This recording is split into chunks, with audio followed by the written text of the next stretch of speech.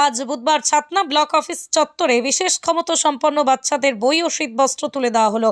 আজ এই কর্মসূচিতে 50 জন বাচ্চাদের শীতবস্ত্র তুলে দেওয়া হয় প্রত্যেক বাচ্চাদের হাতে। আজ এই কর্মসূচিতে উপস্থিত ছিলেন ছাতনা ব্লক সমষ্টির উন্নয়ন আধিকারিক সৌরভ ধল্ল, ছাতনা থানার আইসি সিদ্ধার্থ সাহা, বাঁকুড়া জেলা কিষাণ ক্ষেতমজুর সেলের সভাপতি শঙ্কর চক্রবর্তী, ছাতনা পঞ্চায়েত সমিতির সভাপতি বঙ্কিম মিশ্র, ছাতনা অবর বিদ্যালয় পরিদর্শক তপতি মিত্র, জয়েন্ট বিডিও মানুয়ার আলম। আজ এই অনুষ্ঠানের শেষেই প্রত্যেক বাচ্চাদের হাতে তুলে দেওয়া হয় মিষ্টির প্যাকেট। নতুন বছরে এই ধরনের কর্মসূচি পেয়ে খুশি বিশেষ ক্ষমতা সম্পন্ন শিশু ও তাদের অভিভাবকরা।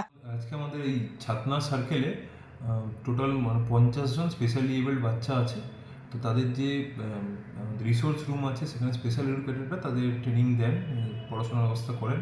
তো সেই জায়গাতে আজকে আমাদের যারা লো ভিশন বাচ্চা তাদেরকে তাদের মতো করে যে বইগুলো হয় বড় ফ্রন্টে লেখা থাকে সেই বই দেওয়া হয়েছে এবং আমাদের পঞ্চায়েত সমিতির পক্ষ থেকে সেই বাচ্চাদের হাতে শীতবস্ত্র এবং একটু মিষ্টিমুখ করানো হয়েছে। কতজন বাচ্চা ছিল?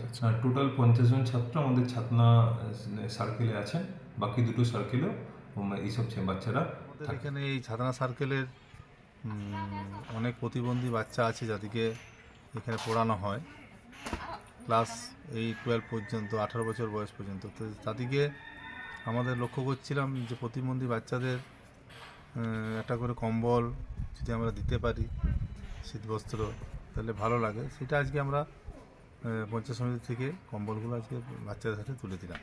কতজন বাচ্চাকে দেওয়া হলো? এখানে আমরা 50 জনকে দিলাম। আগামী দিনে আরও আমাদের যে দুটো সার্কেল আছে সেই দুটো সার্কেলেও আমরা বাচ্চাদের সেভাবে ব্যবস্থা করব। কী নাম আপনার? আমার নাম শঙ্কর চক্রবর্তী।